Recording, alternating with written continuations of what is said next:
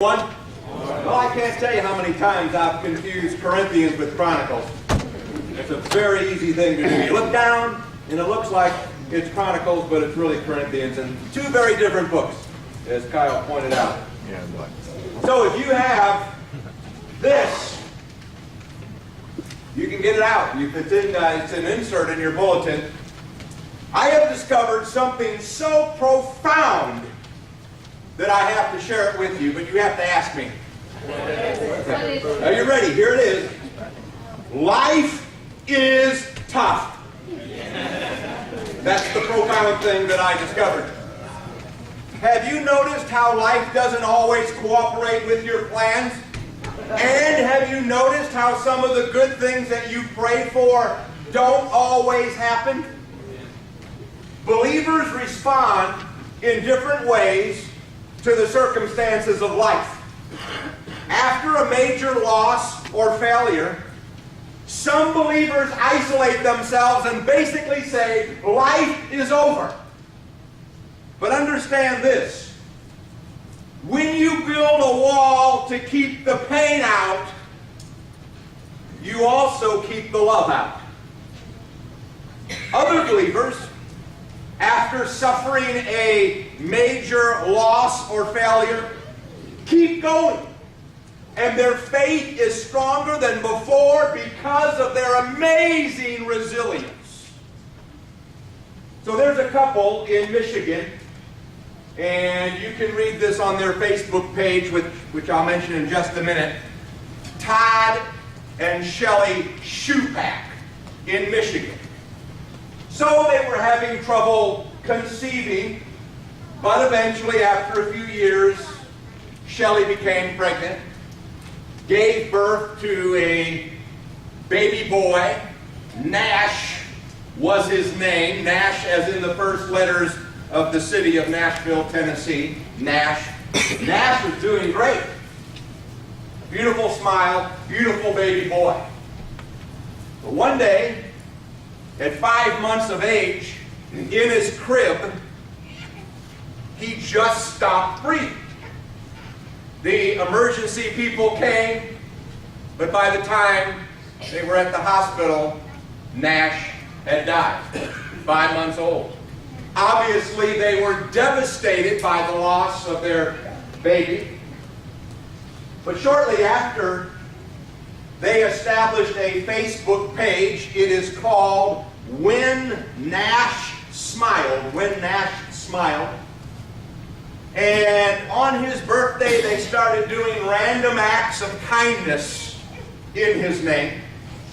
And it caught on in Saginaw, Michigan, where they are, and then it spread throughout the state, throughout the region, and somewhat nationally. And they said that even though this loss had been so devastating, that through this effort of random acts of kindness in his name, they feel like the loss has not been in vain, that other people have been helped. And they said that they have stronger faith now than they did before. We're going to look at a person in the Old Testament who kept believing in God even when his closest friends were telling him, you are being punished by God because you are a bad, bad boy. And you've got a lot of hidden sins that we don't know about because we thought you were great. And his name was Job. And his book is probably the oldest written book in the Bible, written before Moses composed or wrote the first 5 books of the Old Testament. In fact, it may be the oldest complete document in existence. And it says in chapter 1 that Job was the wealthiest man of his day, but also he was the most spiritual man of his day. Very rare combination of extreme wealth, but at the same time, incredible spiritualness. And this incredible man, with this great faith, within 24 hours, lost all 10 of his children in a freak windstorm that killed all of them who were celebrating a birthday or something at the oldest brother's house. His livestock was stolen, and he is sitting on an ash heap outside of town, covered with boils from head to toe. The message of the book of Job is this: if we will do the 6 things that Job did, you will make it through your difficulty, through your hour of pain, without giving up your faith in God. And so we're going to call these action steps. I just thought action steps sounds good. Does that sound good to you? Action steps sounds like some things that we need to get out and do. So when you suffer a major loss, failure, we're going to do these 6 things that Job did, and we're going to come through it with our faith intact. Number 1, action step number 1. I release my frustrations to God. This is the very first thing you do. Release your frustrations to God. Did you know that expressing your grief to God is an act of worship? Did you know that when you fall down and say, Lord, I don't understand and I don't think you love me, you are worshiping God? Wow. That's a whole new perspective on worship that I did not have before. Because when I hear the word worship, do you know what I think? Happy times. I'm thinking of the public assembly, and I'm thinking of singing, and I'm thinking of a message, and I'm thinking of greeting one another. How you doing? I'm doing all right. That's what I think of in worship. But take a look at this perspective on it. This is Job 1 verse 20. Job stood up and tore his robe in grief. Then he shaved his head. Watch this, and fell to the ground to worship. He is physically, visibly expressing his pain to God in a grieving act of worship. And in dealing with a major loss, people generally go through 4 emotions. Number 1 is anger.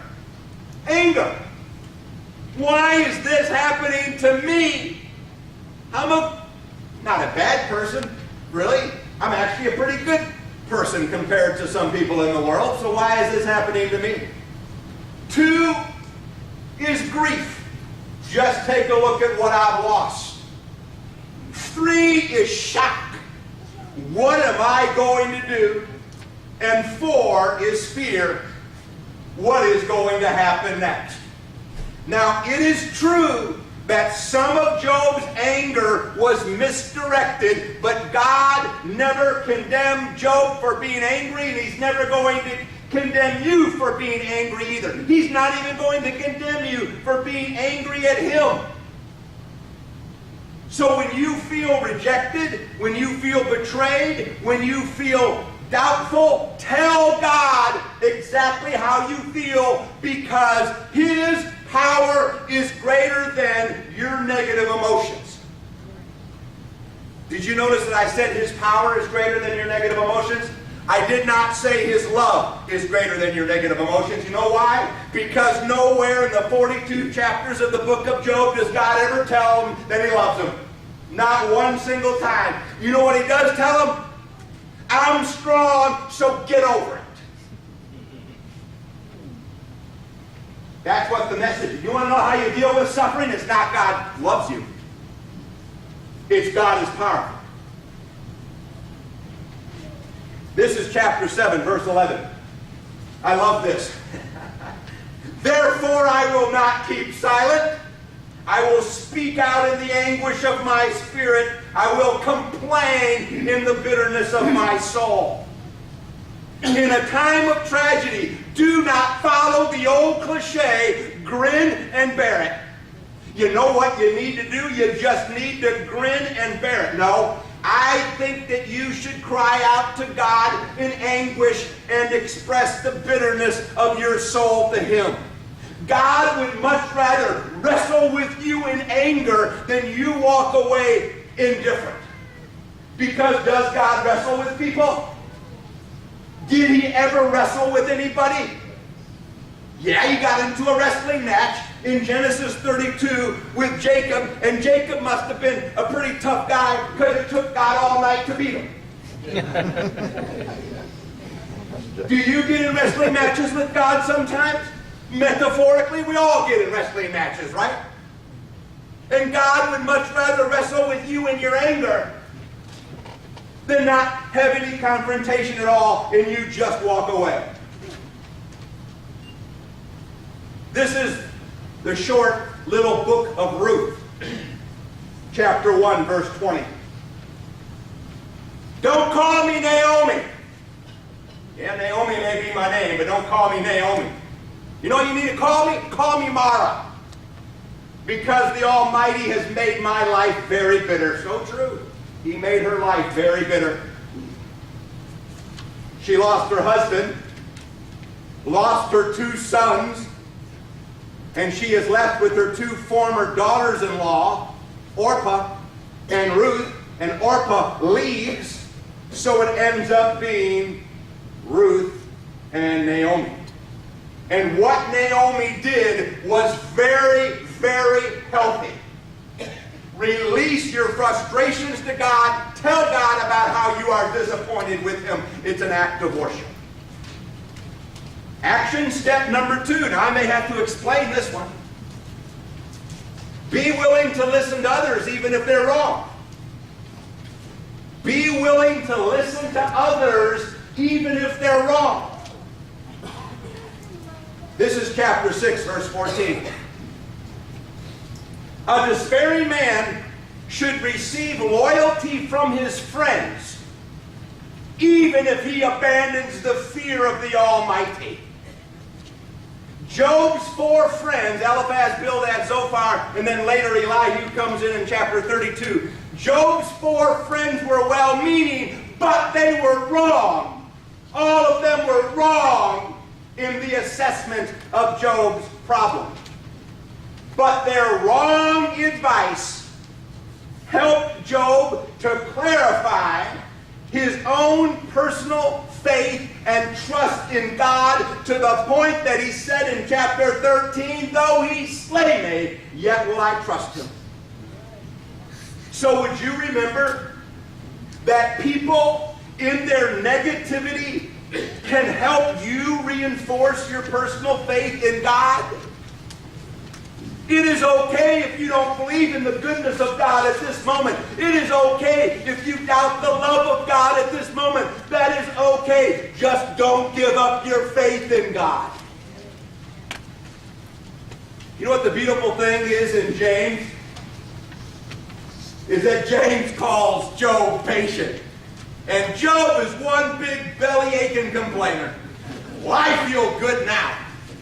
I feel good and you ought to feel good. We can complain to our heart's content and still be classified as patient.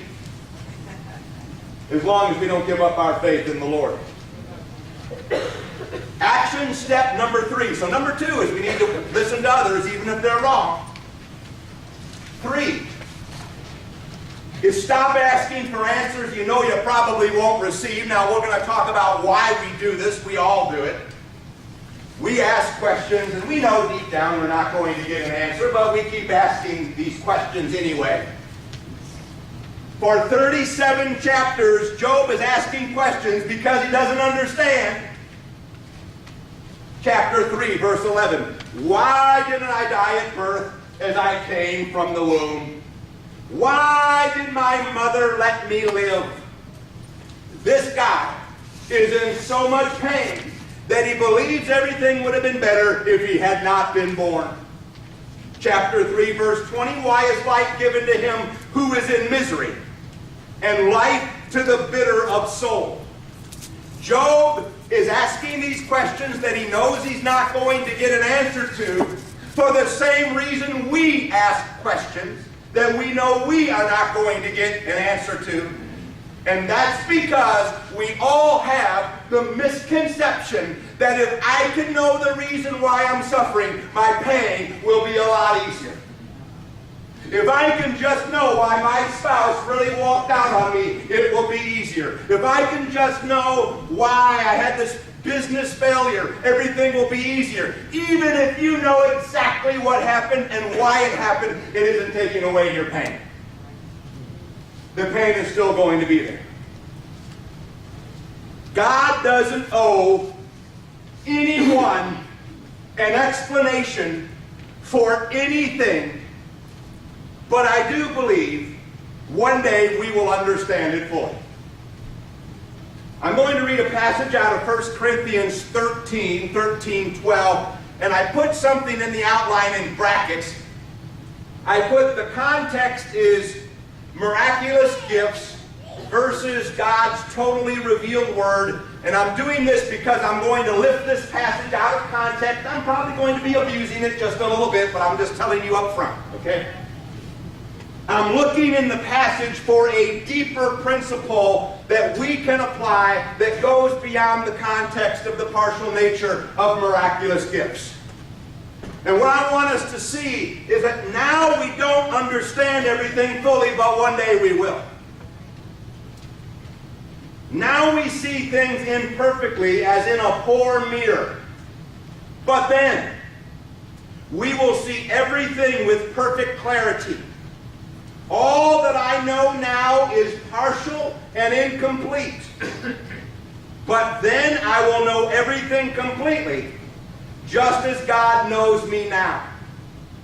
One day we will see clearly and we will understand fully why certain things happen in our lives. Why the business failed, why the marriage failed. Right now, we see things only partially and incompletely, but one day we're going to see everything with complete clarity. So we're not always going to get answers to the questions that we ask. Even if we did, it's not going to take away the pain that you're feeling today. Action step number 4. Keep my faith in God even when I don't understand. Keep my faith in God even when I don't understand. Job doubted the effectiveness of prayer. And I find this to be one of the most comforting passages in the book. I can't tell you how much it comforts me to know that the guy who was the #1 spiritual person of his day questioned the effectiveness of prayer. I mean, the spiritual guy questioned it. He said in 21:15, "Who is the Almighty and why should we obey Him? Hasn't done anything for me. My 10 children are dead. My livestock are with the Sabaeans and the Chaldeans. My health, do I look very healthy?" His friends don't recognize him when they come. Of course, I've seen people from high school, they don't recognize me either. What good will it do us if we pray? Sometimes you pray and you don't get what you asked for, and you feel like God has let you down, and so we jump to the conclusion, God doesn't love me. For 37 chapters, Job and his friends have been asking the why questions. Why is this happening to me? Why am I in so much pain? Why did I lose my family? For 37 chapters. And then in chapter 38, God speaks up and says, "Hey, everybody hold your horses. I have something I want to say." And for 2 chapters, in 38 and 39, God bombards Job with a bunch of seemingly irrelevant questions, and it seems like a confused speech with stuff that doesn't even apply. Job, where were you when I laid the foundation of the earth? Job, are you the one who brings water out of the clouds? Job, does the eagle fly at your command? And after getting hit for 2.5 chapters with this stuff, Job is finally convinced and convicted that his brain capacity is way too small to comprehend an infinite God, and so he stops questioning and he starts trusting. But it took 37 chapters, and he was the best. So it probably would have taken me about 370. Just multiply it by 10. This is chapter 42. Then, this is after he's been bombarded with questions, and then God talked to him about 2 dinosaurs, the behemoth and the leviathan. And he said, you know what? They probably were dinosaurs. You know what? He said, these are my pets. Like a pet brachiosaurus. You know, big, like it's 30 feet tall with one of those big necks. And can you see God has a leash around? He's walking his brachiosaurus. Here we go. Take him out to Cottage Hill Park to the brachiosaurus section. He says, do you control behemoth and leviathan? Do you control these dinosaurs? They're my pets, man. Walk them down the sidewalk every day. Chapter 42. Then Job replied to the Lord. This is great. I know that you can do anything and no one can stop you. That's the truth. You ask, who is this that questions my wisdom with such ignorance? It is I.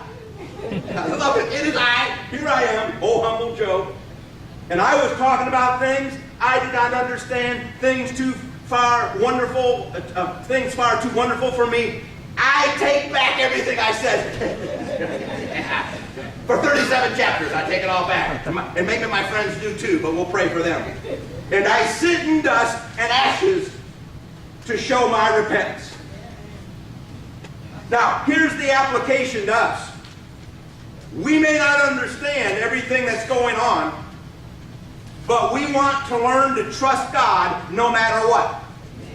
And this is the ultimate test of our Christian faith. Will I trust God when I don't understand, or am I going to be like a child and only trust God when good things are happening to me? So here's a key thought. I don't know if I put the key thought in your outline. I'd have to go look, but I don't want to take the time to go look. But here's a key thought. You never get over grief. You only manage to get through it. And some of you know that.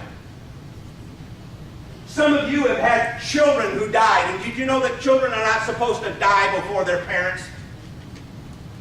It's supposed to be the parents die, and then the children come after them. But for some of you, you've had to experience the death of a son or daughter. And it doesn't, whether it happened last week or whether it happened 25 years ago, you're not over the grief. You have learned to manage it to the point where you are able to reasonably get on with life. And that's what Job had to do.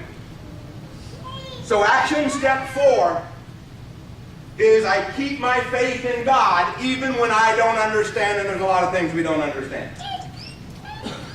Action step 5. Refuse to become bitter. This is a big one. Refuse to become bitter. Now you can complain. It's not a problem of complaining. When I talk about complaining, you know what Job said? Job said, I am the target and God is the archer and he loves to shoot me with his arrows. That's what he said. Job lost most of what he had in a 24-hour period.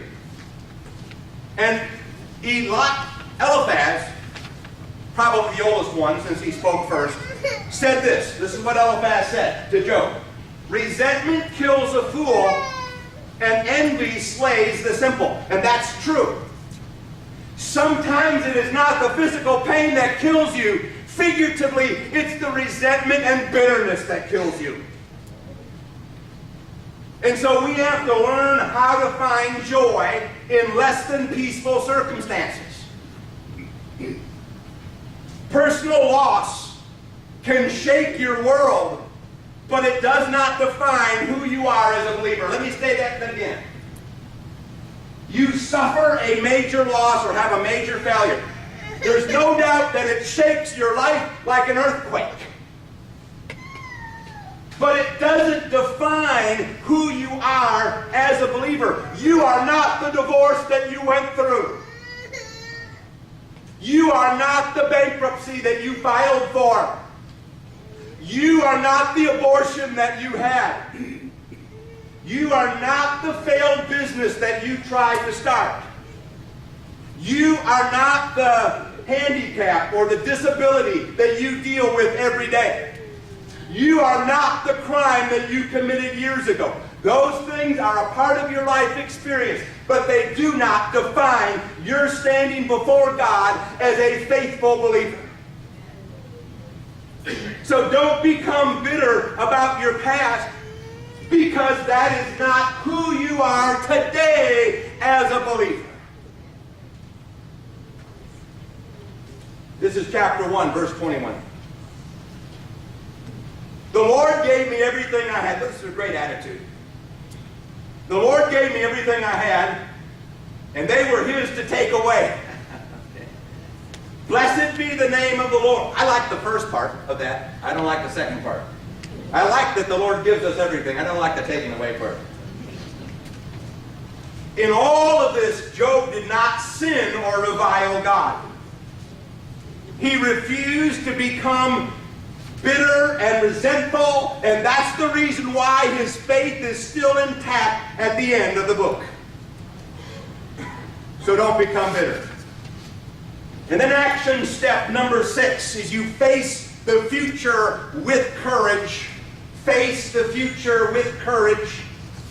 This message is about having the courage to hold on to your faith when you feel like giving up on God. Now we're going to read something that Zophar said. Most of what Zophar said is wrong. Some of what he said was right. Zophar was the intellectual in the group. He was the scholarly person. He's the one who said in chapter 20 and verse 2, I must speak because of the spirit of understanding that is in me. Oh, you are awesome, Zophar. He said this, and it's good. It's good. It's good what he said here. But be reminded in this same chapter, before he said this, in this same chapter, he told Job that you're getting away with less than you deserve. Okay, now, that's chapter 11, verse 6. He said you're getting away with less than you deserve. 10 children are dead, livestock in foreign lands, covered with boils, and this guy. What he said here is good, though. He said, put your heart right, Job. Reach out to God. Put away evil and wrong from your home. Then face the world again, firm and courageous. Then all your troubles will fade from your memory like floods that are past and remembered no more.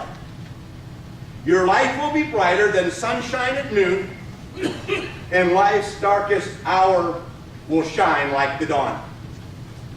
Now, when you break this down, you get 4 good points out of it. I like C.F.'s points, by the way. I like his 4 points on 1 Timothy 6. Number 1, he says, put your heart right. What does that mean? It means that you make an effort to face the future with courage. Then he says, reach out to God. You can either thank God in the midst of your circumstances, or you can continually grieve over your circumstances. The choice is yours. And then he says, 3, put away the evil and wrong from your home.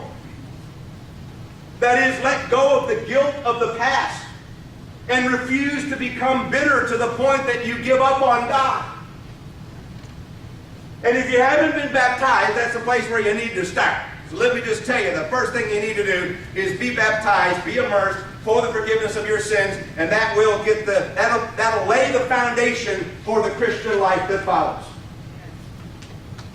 And then it says, he said, your life will be brighter than sunshine at noon. You know what that means? You will have hope. So I would like you to think about this. Sometimes the darkest tunnel leads to the brightest light. So you may be in a tunnel right now. I'm talking about metaphorically in your life. You might be right in the middle of a tunnel and it is dark. So what do? You keep walking. Walk either direction. Eventually you're going to come to the other side of the mountain, and eventually the darkness of the tunnel is gradually going to give way to the outside light. But keep going. And don't give up your faith in God, and don't give up choosing to live by His principles. So I've decided I'm going to do something in heaven. I don't know how all of it's going to work out because we're not told a lot about heaven. But I am imagining you get there and there's a big iron gate. That's okay. You can laugh. I'm imagining. That's how I imagine. I imagine a big gate. And you come up there and maybe you push the buzzard. I don't know. That's what you do at the real rich people's estate. And there's no richer place than in heaven. And then I assume Peter comes to the gate. Probably with the book of life. Probably they have it on an app. If they've gone digital, I figure they're the first ones to go digital. And they find your name. It's listed on the book of life app. And then I imagine this gate opening. And when it opens, I'm going to walk in. I'm walking in, and there's going to be Peter on the right, but I'm not shaking hands with Peter, not initially. I'll come back and shake his hand. But I'm going to walk past Peter. Over here on the left, there's going to be the Apostle John. The Apostle John, oh man, the one whom the Lord loved. But I'm not shaking his hand, at least not initially. And then up over here is going to be Paul. Paul, the Apostle Paul, man. 13 of the 27 books of the New Testament, at least, he wrote. But I'm not shaking his hand, at least not initially. Then I'm going to walk a little further, and I'm going to see standing together Joanna and Susanna. They were the two wealthy women who supported Jesus' missionary team, supported the apostles. I guess they paid for the hotel rooms for all of them every night. Good work. Yeah, that's all women. Susanna, you can read about her. She was the wife of the king's chief steward. You want to talk about a lady who was loaded? I mean with money. Susanna. Now, I'm not shaking their hands initially either. Then I'm going to probably see Mary. See the mother of Jesus right there. I'm going to walk right by the mother of Jesus. And I'm going to see standing kind of in the back, because I figure that maybe the New Testament people will be first, then the Old Testament. I don't know. Since the Old Testament covenant has been eliminated by the cross of Christ, right? And I'm going to walk up to Job. And I'm going to say, I want to thank you, brother. I want to thank you. Because you did not know anything about the warfare that went on between God and Satan in the first two chapters. And with your limited knowledge, you still made the right decision to hold on to your faith in the Lord. And I want to personally thank you for that. Because he knew a lot less than we do today as we look back over Bible history. And then the second guy I'm going to shake hands with is my second favorite guy in the Old Testament. That's Micaiah. You can read about him in 1 Kings 22. Then I'm going to come back to Peter and all those people. I have a prayer for you. And it's on your outline, and I thought that we could read it together aloud.